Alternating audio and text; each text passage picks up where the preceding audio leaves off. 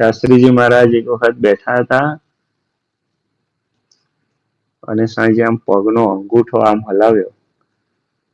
જે સભા પૂરી થયા પછી એક ભગતે પૂછ્યું કે સ્વામી આજે તમે બહુ પગનો અંગૂઠો હલાવ્યો, શું કરતા હતા આપ? એટલે પેલા હરિભગત ને એવું કે કઈક દુઃખ છે તમને, કઈ ત્યાં દુખે છે, આયોડેક્સ એવું એવો વિચાર હશે ને. શાસ્ત્રીજી મહારાજ કે અમે એક બ્રહ્માંડ નું નિર્માણ કર્યું ને એક બ્રહ્માંડ નો નાશ કરી નાખ્યો. નવરા છે? તમને એવું પૂછે ફ્રી છું? એ ફ્રી છે? આપણી બુદ્ધિમાં બેસે નહીં એવી આજ્ઞા કરે. આપણી બુદ્ધિમાં બેસે નહીં એવી આજ્ઞા કરે. અને જો સત્પુરુષ હોય ને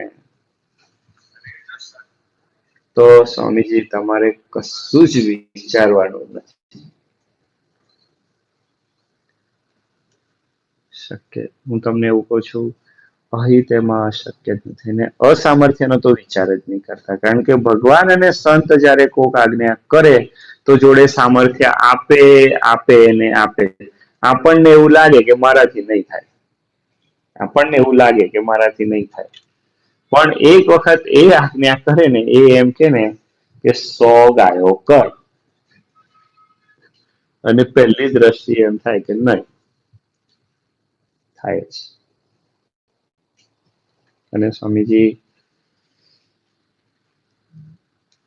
તમને બહુ હૃદયથી કહું છું, અનુભવથી કહું છું,